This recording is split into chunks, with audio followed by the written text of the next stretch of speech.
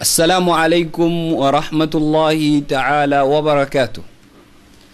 الحمد لله الذي لا يخيب من قصده، بل كل من قصده صادقا وجده.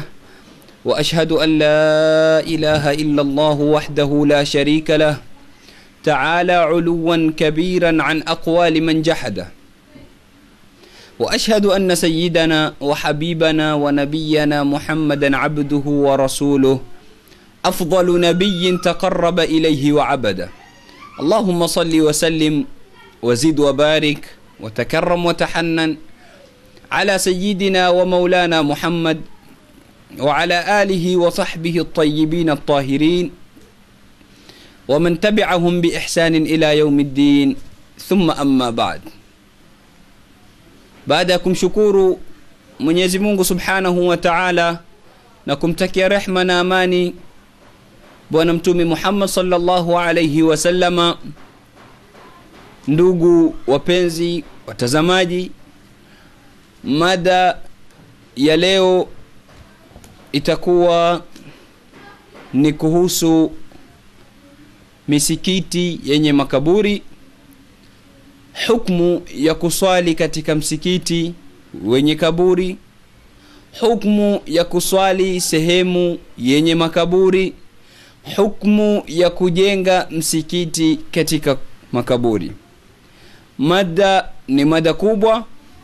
Tutajaribu kueleza kwa kiasi ambacho kwamba Mwenyezi Mungu Subhanahu wa Ta'ala atatuwafikia, na tutaashiria zile nukta muhimu ndio tuweze kufanya mulakhas, ufupisho wa mada kama hii.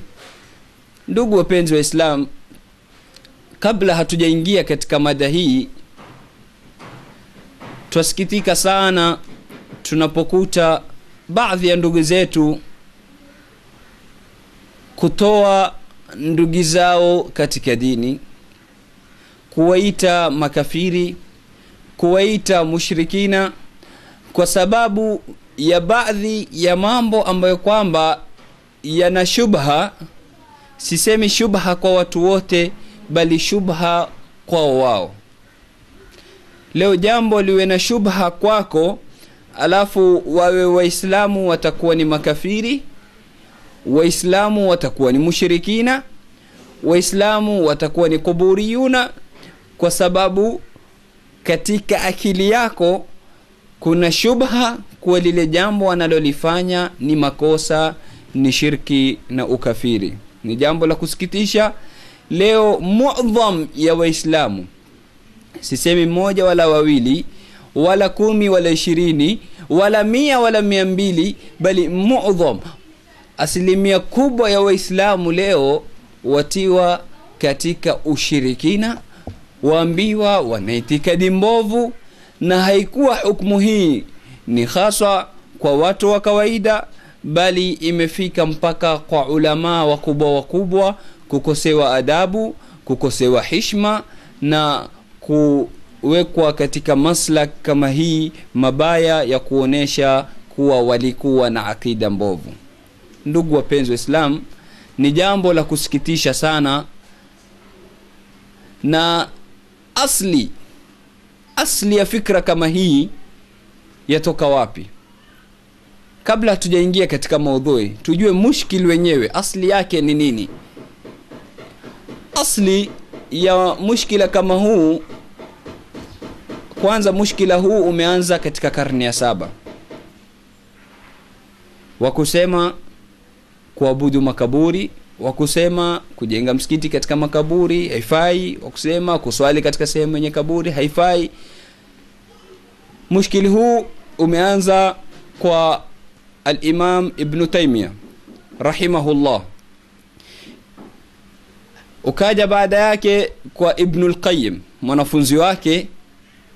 Baada ya kupita qurun nyingi, akaja al-Sheikh Muhammad ibn Abdul Wahhab katika karni ya 12, akawa ataleta fikra zile za Ibn Taymiyyah kwa kufanya taklid kwake, kuonesha kuwa makaburi haifai kujengwa katika kaburi, haifai kuswali sehemu kuna kaburi.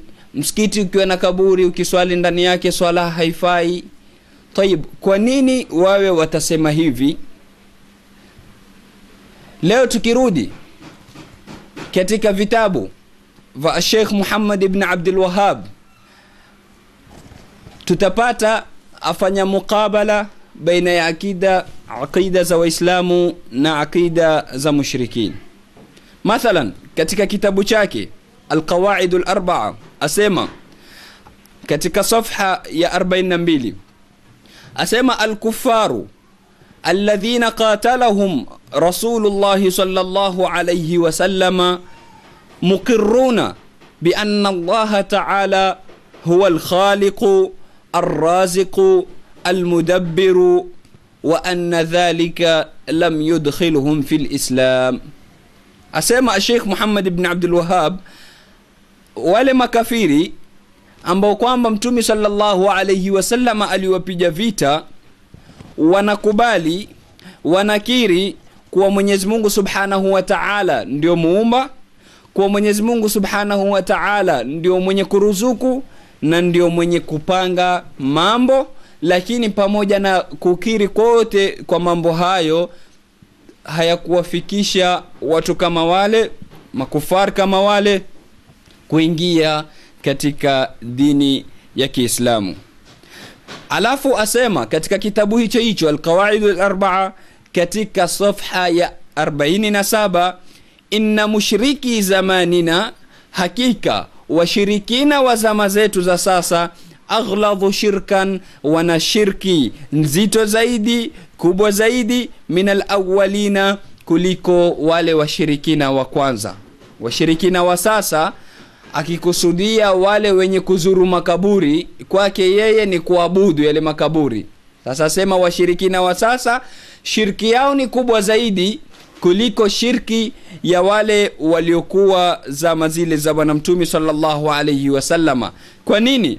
Asema lianna al-awwalina, kwa sababu wale washirikina wa kwanza yushirikuna fi rakhai, wana mshirikisha Mwenyezi Mungu Subhanahu wa Ta'ala wakati wanapokuwa wako katika raha, wa yukhlisuna fi shiddati, na wanakuwa na ikhlas, wanawacha shirki wanapokuwa katika shida.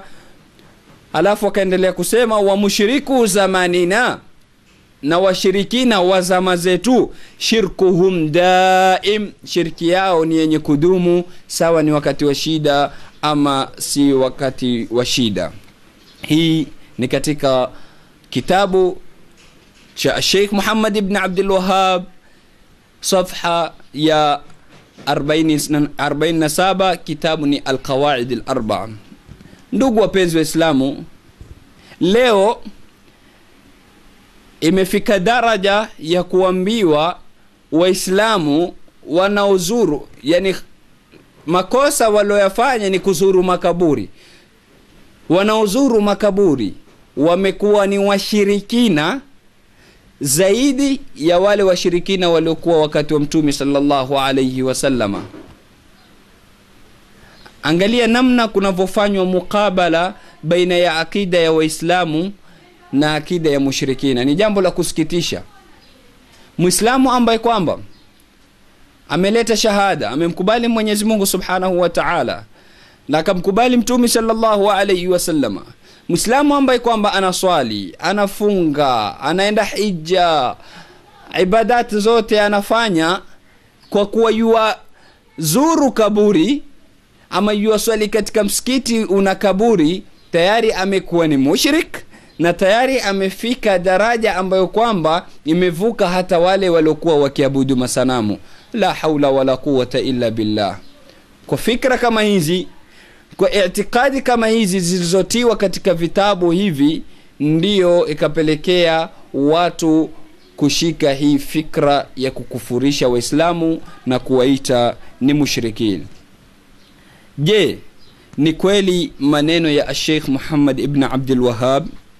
Je, ni kweli washirikina wakati wa Mtume sallallahu alayhi wasallama wakimshirikisha Mwenyezi Mungu wakati wa raha na hawamshirikishi wakati wa shida? La. washirikina walikuwa wakimshirikisha Mwenyezi Mungu Subhanahu wa Ta'ala wakati wa raha na wakati wa shida.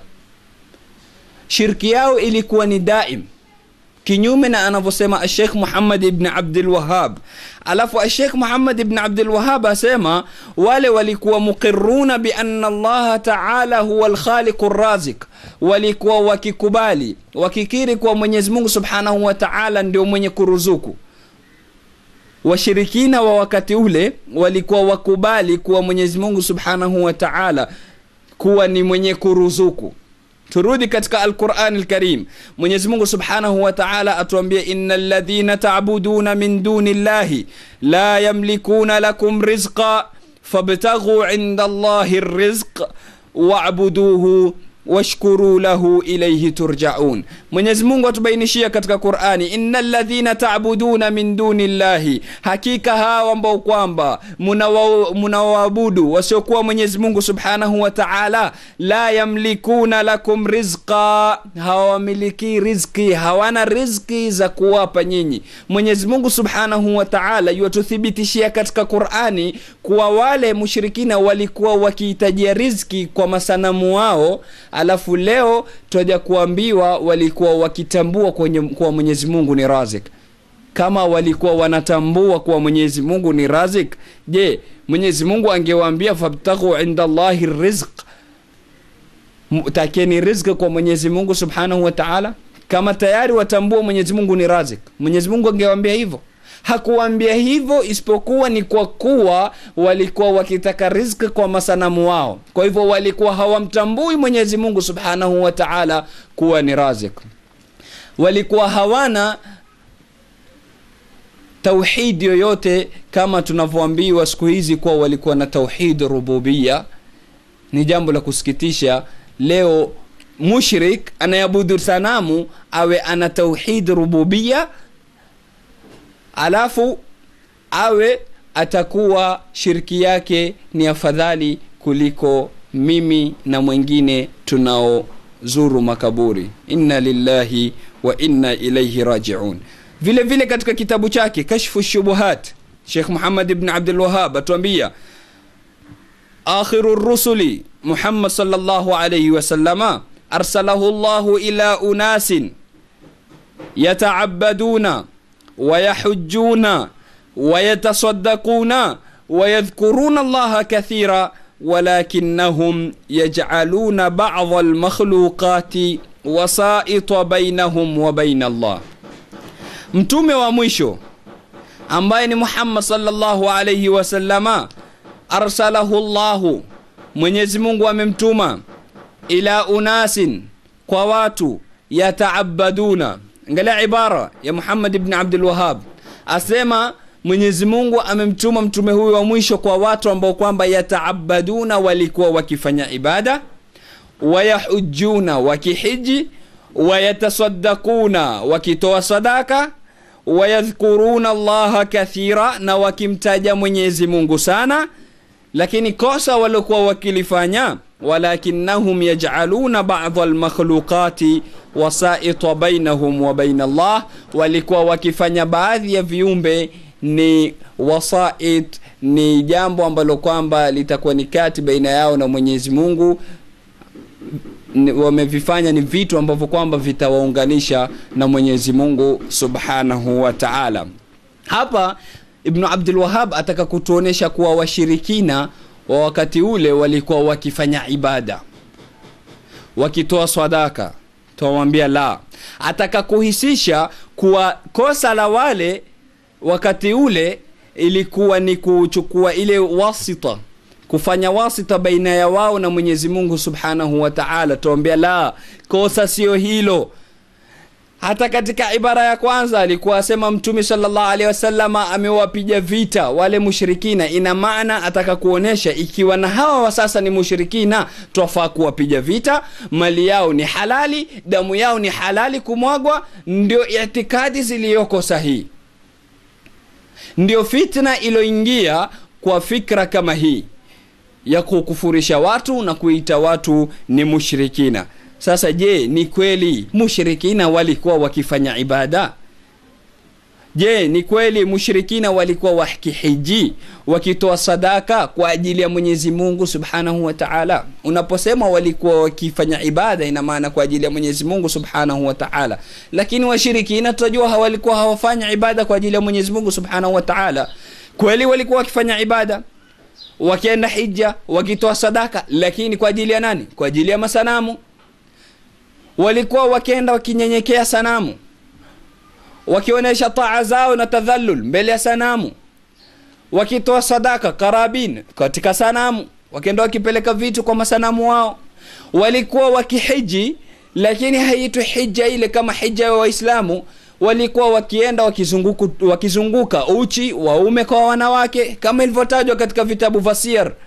Walikuwa wakizunguka uchi wanaume na wanawake, wakifanya tasfir, wakifanya na tasfik kama alivyotaja Mwenyezi Mungu Subhanahu wa Ta'ala katika Qur'ani, akasema wama kana salatuhum 'inda albayti illa mukaan wa tasdiya. Haikuwa sala yao katika albayti, ibada yao katika alkaaba almusharrafa illa mukaan wa tasdiya. Al-Imam al-Qurtubi atuambia mukaa maana yake ni tasfir, kutoa sauti zile, wa tasdiya maana yake ni kupiga makofi, at-tasfik.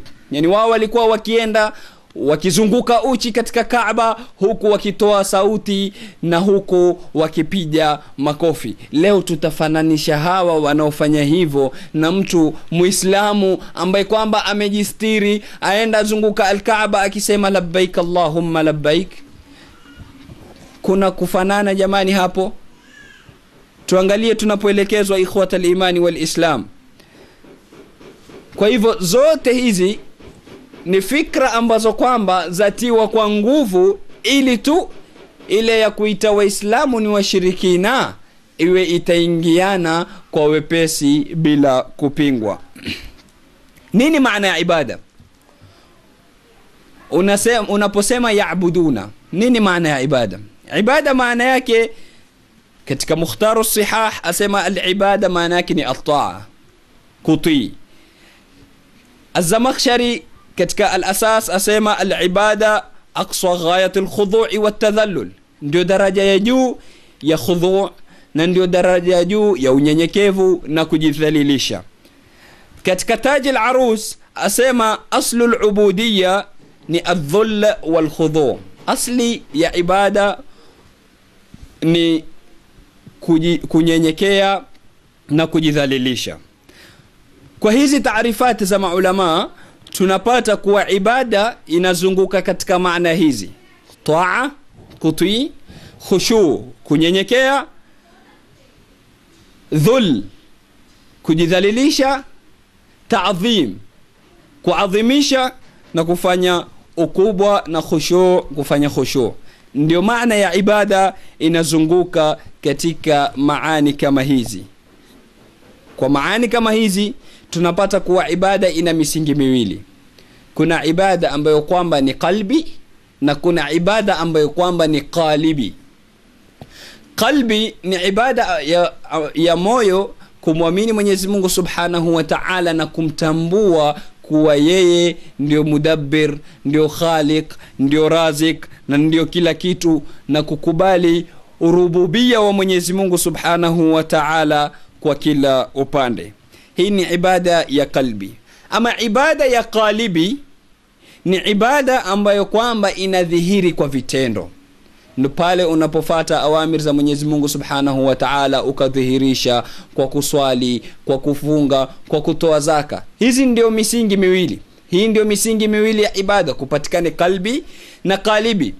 Ina maana lau itapatikana qalibi, ibada ya juu tu ya vitendo, lakini katika qalbi uwe hutamkubali Mwenyezi Mungu Subhanahu wa Ta'ala, uwe utakuwa wa muabudu sanamu, itakuwa haina maana, tayari haijakuwa ni ibada. Kwa hivyo hatuwezi kuita mushrikina ni walikuwa wakifanya ibada, kwa kuwa walikuwa hawana ibada ambayo kwamba ni hawana ule msingi wa kwanza wa ibada ambao kwamba ni qalbi. Leo shubha inayokuja ambayo kwamba inatiwa sana katika masikizi ya Waislamu, wanaambiwa kwa kutumia hii aya la tadharunna alihatakum wala tadharunna waddan wala suwa'a wala yaghutha wa ya'uka wa nasra. Aya yasemwa sana ikitobikiwa kwa watu ambao kwamba wanazuru makaburi. Jambo la kwanza napenda kuashiria katika sahih Bukhari, sahihul Bukhari amenukuu al-Imam al-Bukhari katika sahihi yake maneno ya Ibn Umar akisema, wa kana Ibn Umar, asema al-Imam al-Bukhari katika sahih, wa kana Ibn Umar yarahum sharru khalqillahi, na katika riwaya nyingine shiraru khalqillahi. Ibn Umar alikuwa akiwaona nani? Khawarij. Ibn Umar alikuwa akiwaona wale khawarij ndio viumbe viovu vya Mwenyezi Mungu Subhanahu wa Ta'ala. Kwa nini Ibn Umar awe na mtazamo huo? Kwa nini Ibn Umar aone khawarij ndio viumbe viovu vya Mwenyezi Mungu Subhanahu wa Ta'ala? Sababu ni kuwa intalaqu ila ayatin, kama alivyosema al-Imam al-Bukhari, li'annahum intalaqu ila ayatin nazalat fil mushrikina fatabaquha ala almuslimina. Kwa sababu wale khawarij wamechukua zile aya ambazo kwamba zimewateremkia washirikina, wakaenda wakawapiga nazo waumini. Ndivyo walivyokuwa wakifanya al-khawarij. Leo kundi hili ambalo kwamba latakukufurisha watu la chukua ule msimamo wa khawarij. Kwa hivyo na wao pia wako pale ni khawarij. Leo zinachukuliwa aya ambazo kwamba zimewateremkia washirikina, wanapigwa nazo waumini. Waqalu la tadharunna alihatakum wala tadharunna waddan wala suwa'a. Ni maneno walikuwa wakisema wale mashirikina, msiwaache waungu zenu wadda, suwa'a, yauqa, nasra, wote hawa msiwaache ndio waungu zenu. Maneno walikuwa wakisema mushrikina. Sasa yaletwa kwetu sisi, tuambiwa sisi ndio twasema bwana msiwaache kuswali katika kaburi la imamu fulani, msiwaache kuzuru kaburi la shekhe fulani, msiwaache hivyo. Ina maana sisi tunaposema hivyo tunasisitiza ushirikina kama walivyokuwa wakisisitiza ushirikina wale waliokuwa wakisema maneno yale alionukuu Mwenyezi Mungu Subhanahu wa Ta'ala. Hakuna mukabala. Hawa ni waumini, hawa ni waislamu, hawa wamemtambua Mwenyezi Mungu Subhanahu wa Ta'ala. Wanapokwenda kuzuru kaburi wamefanya sunna ya Bwana Mtume sallallahu alayhi wasallama.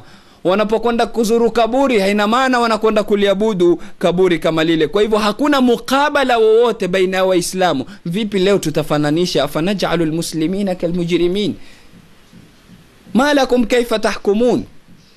Muna nini ndugu zangu? Mutafananisha vipi waislamu leo na makafiri? Ni wapi na wapi?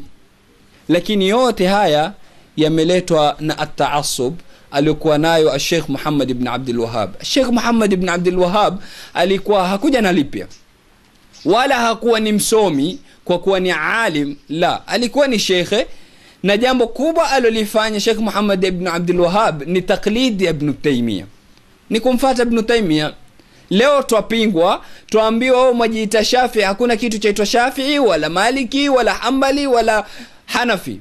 Hakuna kitu chaitwa madhahib katika dini, ni kitabullahi wa sunnatu rasulillahi. Hatutaki madhahib. Sasa wewe unaposhikana na afkari hizi za Muhammad ibn Abdul Wahhab na Ibn Taymiyyah, wewe umefanya nini? Si umefanya taklid? Sasa wapinga taklid kwa kufuata taklid, wakataza kitu ambacho kwamba mwenyewe uko ndani yake. Mbona hunukuu maneno ya Mwenyezi Mungu Subhanahu wa Ta'ala na mtume wake uje tuambie Sheikhul Islami amesema hivi, Sheikh Muhammad ibn Abdul Wahhab amesema hivi?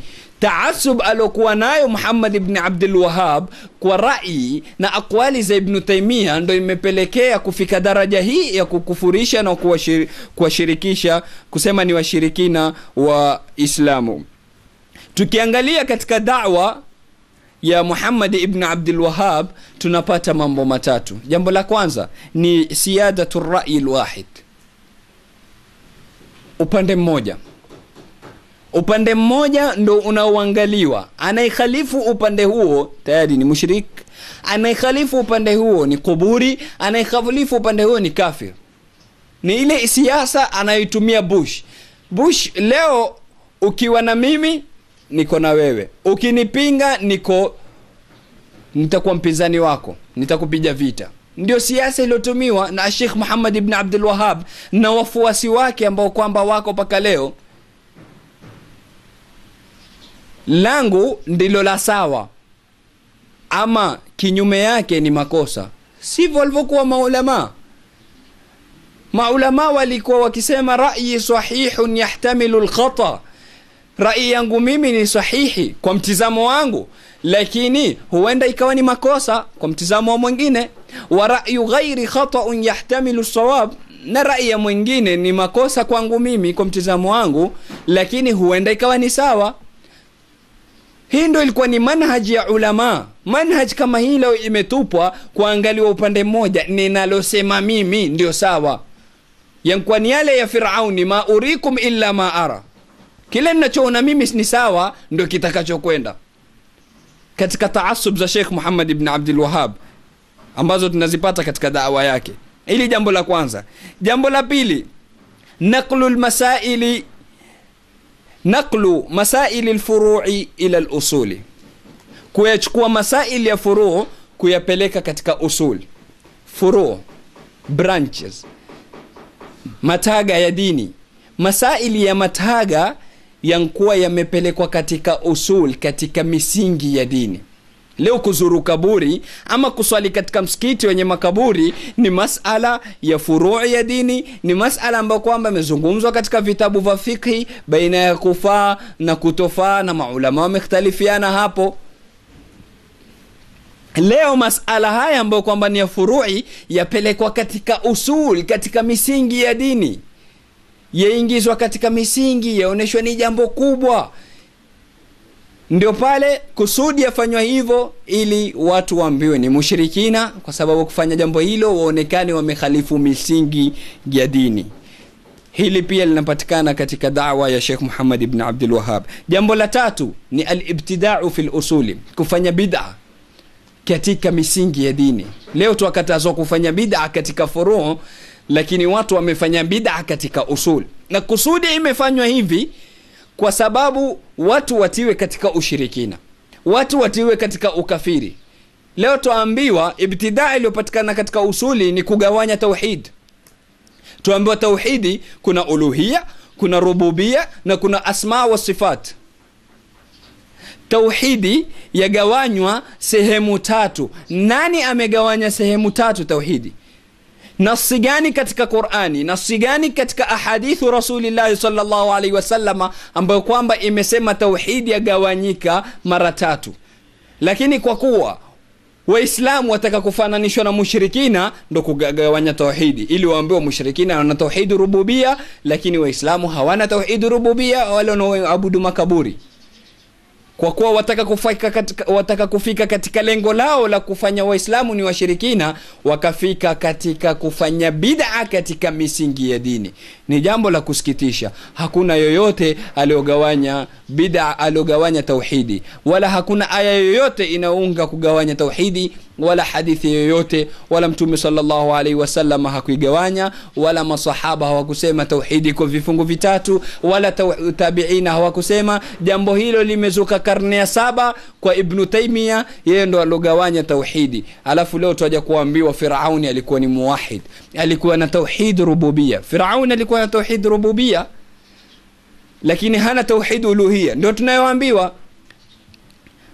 Sasa ikiwa alikuwa hana tauhidul uluhia, kwa sababu amesema ma alimtu lakum min ilahin ghairi, na vile vile hana tauhidur rububia.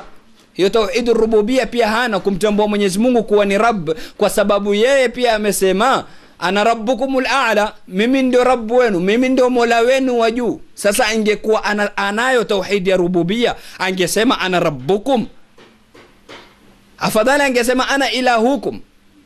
Tungesema kweli hana tauhid ya rububia, ana tauhid ya uluhia. Lakini leo asema ana rabbukum, mimi ndio Rabb wenu, alafu tuambiwe Firauni ana tauhid ya rububia. Tuelekea wapi? Kwa hivyo masala ya kugawanya tauhidi ni bid'a, imezushwa si katika vifungu vidogo vya dini, katika branches za dini, la, ni zusho limezushwa katika misingi ya dini, nayo ni katika at-tauhid. Haya ndio mambo matatu yanayopatikana katika da'wa ya Sheikh Muhammad ibn Abdul Wahhab. Kushika upande mmoja, upande mwingine wote ni makosa. Kunukuu mambo katika furu' kuyapeleka katika usul, na jambo la tatu ni kufanya bid'a katika misingi ya dini, nayo ni kugawanya tauhidi pande tatu. Kwa kupatikana haya mambo matatu ndio leo watu wakaitwa kuburiyuna, ndio leo watu wakaitwa mushrikuna, watu wakatolewa katika dini kwa sababu ya mambo madogo madogo ambayo kwamba yametajwa na ulama katika vitabu vya fiqh. Alafu jambo moja ambalo kwamba nataka kuashiria, masala ya kusema kuburiyuna. Kuburiyuna ni makosa katika lugha. Kuburiyuna ni khata lughawi. Kwa nini? Kwa sababu wao wanafanya nisba katika jam'i, na hakuna nisba katika jam'i. Nisba siku zote hufanywa katika mufradi.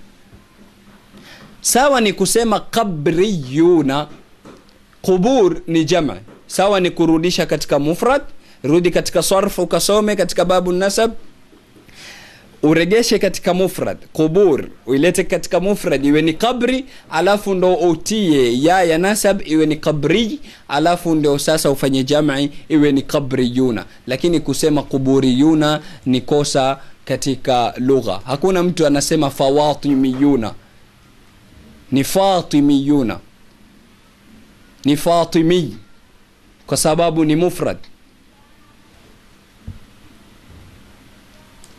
Ikhwata al-imani wal-islam, kwa fitna kama hii yenye kusikitisha ya kukosoa watu, ya kutia watu katika ukafiri, ya kutia watu katika ushirikina, haikuwa ni tu kwa awam ya watu, bali ilifika mpaka kwa wanazuoni lilasafi shadid.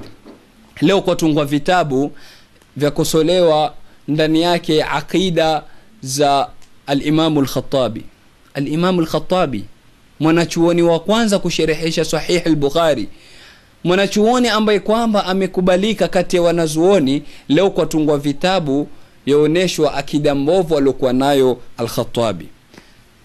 Al-Imam al-Baihaqi pia hakusalimika na watu kama hawa.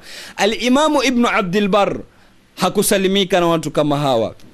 Al-Imam Ibn Rajab al-Hanbali hakusalimika na hawa. Ibn Hajar al-Asqalani hakusalimika na hawa. Al-Imam an-Nawawi hakusalimika na hawa, na wengine wengi. Wote hawa vigogo wa dini, maulama walioitumikia hii dini, wote hawa hawakuifahamu dini. Akida yao ilikuwa mbovu. Akida ya sawa ni hii yetu sisi ya juzi na jana, tukawa tutawakosoa hawa ulamaul umma ambao kwamba ulum zote tulokuwa nazo sahihi ni kwa sababu ya wao kuzinukuu na kutunga vitabu, ndio kufika kwetu sisi leo. Leo tuwakosoa ulamaul umma hawa katika masaili ya i'tiqad. Yani sisi tuna i'tiqadi ya sawa kuliko maulama kama hawa. Ni jambo la kusikitisha. Tuelekezwa wapi? Nitatoa mfano mmoja. Al-Imam an-Nawawi, kitabu chake Riyadhus Salihin, ni kitabu ambacho kwamba pengine hakuna nyumba ya Muislamu iliyokosa kitabu kama hicho, inayokosa kitabu hicho. Riyadhus Salihin ni kitabu kiloenea, kimekubaliwa, kimepata kabul kwa Waislamu wote. Leo atoka mtu katika zama hizi katika kitabu kile kile cha Imam Nawawi, ataka kumchafua Imam Nawawi, achukua kitabu Riyadhus Salihina, anakwenda kuandika katika kitabu kile mwanzo katika kutoa taarifu ya Imam Nawawi, asema na akida ya Imam Nawawi ilikuwa ni akida batil. Akida ya Imam Nawawi ilikuwa ni akida mbovu. Tuelekea wapi? Imam Nawawi alikuwa na akida mbovu, wendo na akida ya sawa ya sasa. Imam Nawawi alotambulika na maulama abra al-quruni wal-usur, alikuwa na akida isiyokuwa sawa. Kwa nini? Kwa sababu wamejuzisha kuswali katika misikiti yenye makaburi. Kwa nini? Kwa sababu Imam Nawawi amesema bid'a yagawanyika. Imekuwa ana akida mbovu. Kwa sababu amefanya ta'wil, amekuwa ana akida mbovu. Twenda wapi Waislamu? Na haitoshi maulama hawa, bali hata wale maulama ambao kwamba walilemea katika afkari zao pia hawakusalimika nao. Leo al-Imam Shatibi, Imam Shatibi ndio imamu alosema bid'a haigawanyiki. kama tulivyoeleza katika kaseti yetu ya bid'a. Imam Shatibi huyo pia hakusalimika nao.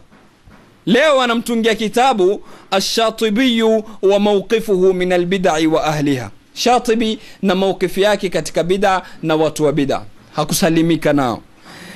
Leo Imam Ash-Shatibi atungiwa kitabu Al-I'lam bimukhalafati al-muwafaqati wal-i'tisam.